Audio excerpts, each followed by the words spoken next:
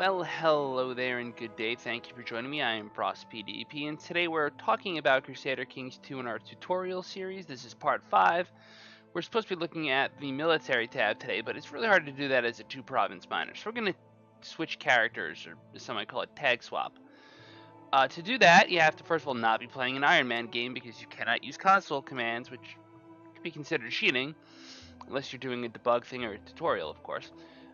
While you're doing Iron Man. So we're going to use this. First of all, there's a command CHRINFO, car info. It just gives you an expanded list of information that's always there. This character always has this information known about them, but it just tells you more about what their deal is. Anyway, I'm interested in that ID number 1316. We're going to type in play 1316. And we are now Kaiser Heinrich IV of the Holy Roman Empire. You can do that with any character, by the way. You know, if I had wanted to play as King of France, I could just tap in play 214. And look, I'm 214 now. But I want the Holy Roman Empire for no particular reason. Play 1316. Me. This is good. You can open and close the console with the tilde command. We have a few more things we need to do, unfortunately, that I had not anticipated, because I want to demonstrate a couple of things, and it's sort of hard to do that without the right stuff. So we want cash. So we just gave ourselves 5,000 ducats. First of all, again, that could be considered cheating by a lot of people. In our case, it's not, because we're using this for demonstration purposes, right? It doesn't really matter. So we want to have a child, we want to groom an heir. And now we want to look at the military tab. Okay. So there are 3 folders, or whatever you would call them, tabs up here, and 4 things down here. Let's start with the one you're going to look at the most often. Army levies. Well, and by the way, you'll notice the technology is similar to what we had in our previous country, but that's okay. You'll notice that there are 2 buttons here. Well, there's 3 columns. There's from domain. Remember, domain is what you own personally. From vassals, these are your people that work under you. And hired. First of all, since I am an emperor, I can have vassals up to king tier. So, just for the sake of it, I want to see if this works, and I'm just curious about it a little bit. So do forgive my wandering mind here. Vassalize 214. Thought there was a command for vassalizing. Vassalize. It's apparently obsolete. So I can't just force vassalize someone. Okay. Oh well, that's a shame. I tried. I wanted to demonstrate that you could have a king for a vassal, but I can't do that. It's alright. It's okay. Military tab. That is F6. Mash on F6. From domain raises your personal levies. These are troops you own. Keep in mind that when it comes to your vassals thinking they are stronger than you, if you get all of your guys killed, they will think they're stronger than you, because they are. With that in mind, raise vassal levies will raise all of your vassals' levies. Now, I haven't talked about this much, but when you click your realm, you see the province you click on and its owner. If you hold down Control and click on your realm, it will break your realm down into its subordinate groups. So these are all different dukes and counts who own land within my realm. To go back to this view, you hit W, and you're back to that view. But you Control click, and you can see all the land that your vassals own. For example, the Duke of Swabia, who serves me, owns all of Swabia. Cool, right? Anything that remains governed... Sorry, anything that remains governed by your tag, so if I am the Holy Roman Empire and I click on something and it still says Holy Roman Empire, that is my land. I own it directly, right? So when I go to raise my personal levies, my personal levies pop up here. Stand them down. When you click raise vassal levies, you will raise all of your vassals' levies in their capital, like so. You can still see where your vassals have a capital because that's where their shields are. The little shields being for counts, the big shields being for dukes, right? But let's stand them back down. You can stand all of your levies down with this button here. Click, done. They're all gone. If you want to raise a particular vassal, let's say I want to raise Bavaria and Bavaria alone, you can do it through this window. You just click on a province that belongs, and here's the key, that belongs to Bavaria. So it can belong directly to Bavaria, or it can belong to a vassal of Bavaria. It doesn't matter. As long as it belongs to Bavaria, if I click on any province owned by, like this province here on the other side of the Alps is owned by Bavaria. If I now click raise local liege levies, it will still raise the full troops of Bavaria in that county. I've made a video in the past about how you can have France, and if it owns one single county out here and you own France's vassal, you can summon France's entire army out here. It's just a way to, it's not quite an exploit. It's just sort of the game's architecture, but it's something to be aware of. As you get larger, it's a thing to know. So anyway, so raising levies is easy, right? Fleet levies is a similar concept. If you have a coastal province, you can raise a fleet. I have no coastal provinces, I can't raise fleets. But I have vassals who have plenty of coastal land. And I can raise their boats. Boats do not do combat in this game. They don't fight each other. Maybe someday Paradox will fix that. It works in EU4. They could probably do it if they really wanted. I would hope someday they do. Because I think naval combat is something that should exist in a grand strategy game. But boats carry troops. Every boat carries 100 troops. So 10 boats carries 1,000 troops, for example. That's all boats do, is they carry troops around. And that's okay. Because sometimes you have islands like Corsica and Sardinia, or the these are the Maldives. I can't remember what the hell they are. Anyway, the point is, if you need to get to an island, you need to use a boat, and if you need to use a boat, you need to have a boat. So there you go, right? We talked in technology about how shipbuilding technology unlocks boats. Lets you build buildings that build boats. Okay, so that's fleet and army. What about retinue? Well, you remember I mentioned last episode that military organization tech gives you plus 150% retinues for each level. And when you click on the military retinues tab, you'll see this number here, 0 out of 7.5k. And it gives you this Byzantine calculation from realm holdings, cap per holding, from technology, you get this number, right? Okay, what does it all mean? It means basically that you are allowed to have a standing army or a retinue of up to 7.5k strength. How do they measure strength? Well, here you have a light skirmisher retinue. It's one of the cheapest to build. It's 150 archers and 400 light infantry. It costs 81 ducats to create this group. And it will start out, as the tooltip says, almost empty but reinforce up to the specified size. They always start at 1. And they build up, they reinforce every month. While they are reinforcing, they cost a lot of money, so you have to keep that in mind. You can't just plop down a bunch when you're, borderline broke. You kind of have to look at your monthly balance and say, well, I make 31 ducats a month, I can afford X number of retinue. We might demonstrate that in a little bit. But even here, right, this is 550 troops, but it costs 580 retinue cap.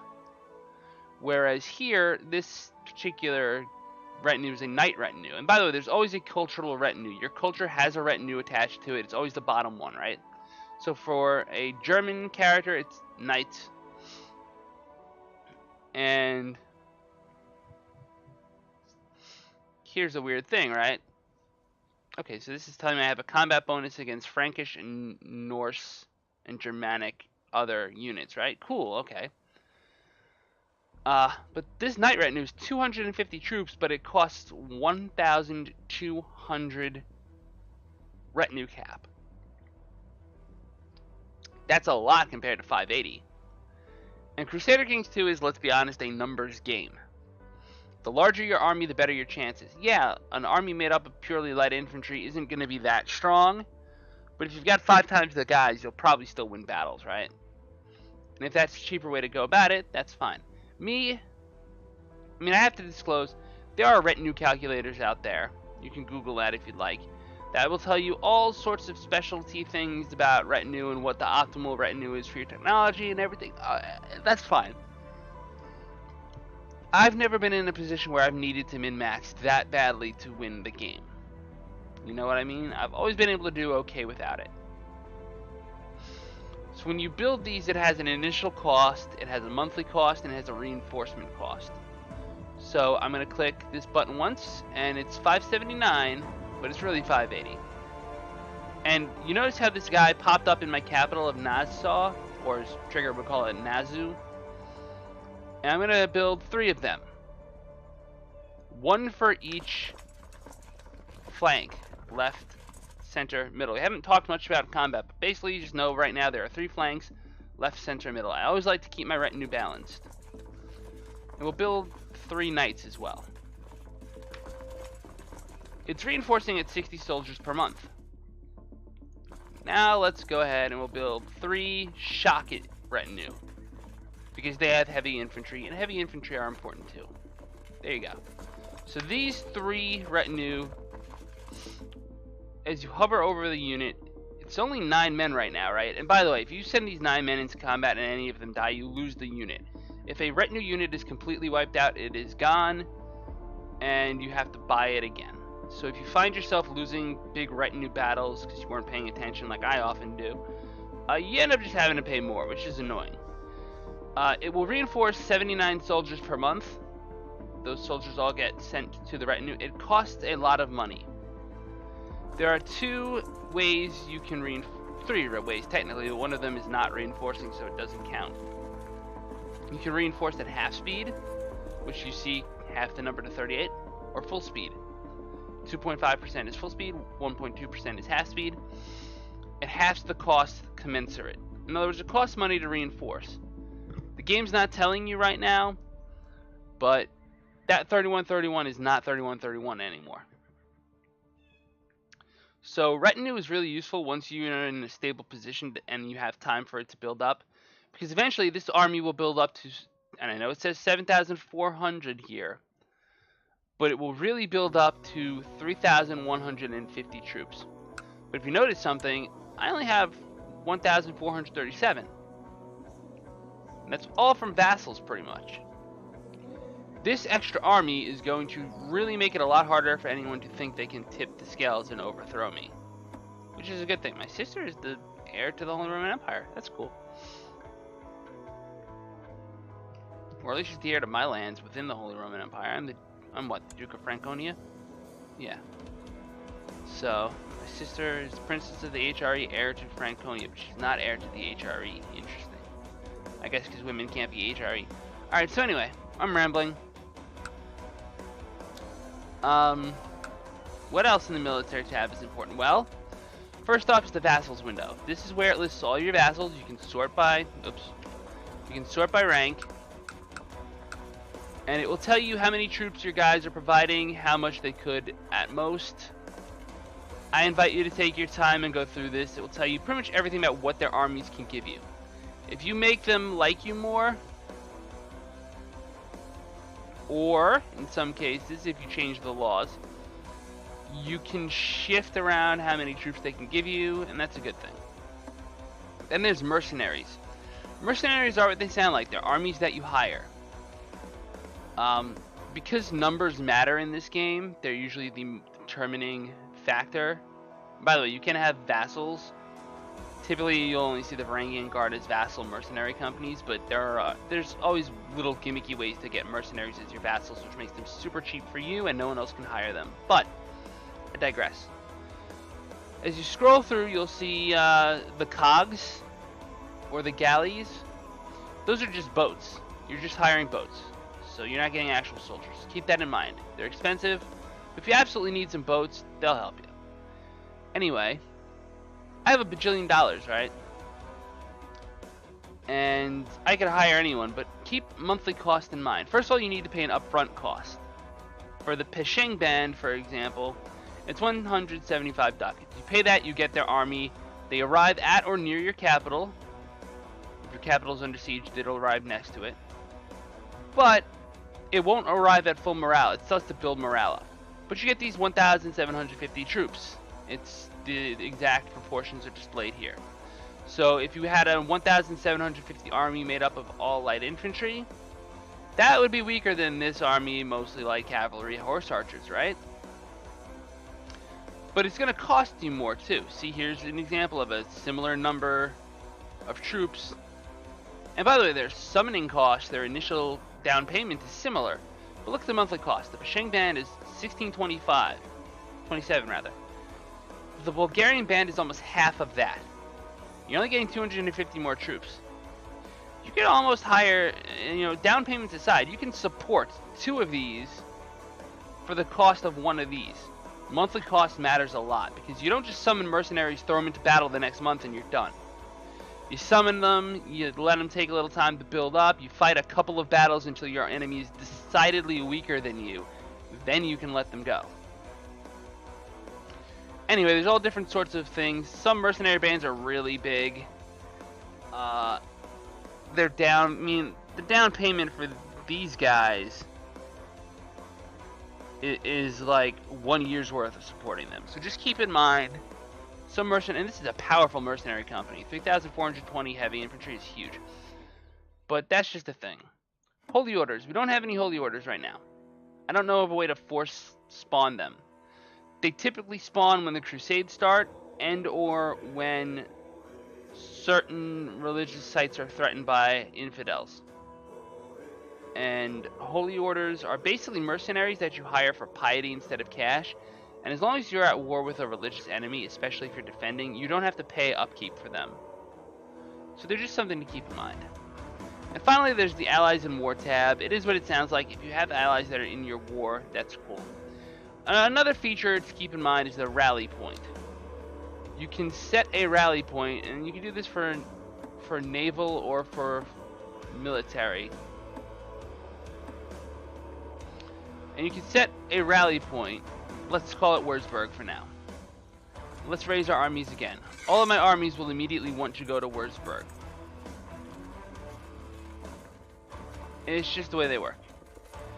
Also, one thing to note, your armies will start off at full morale.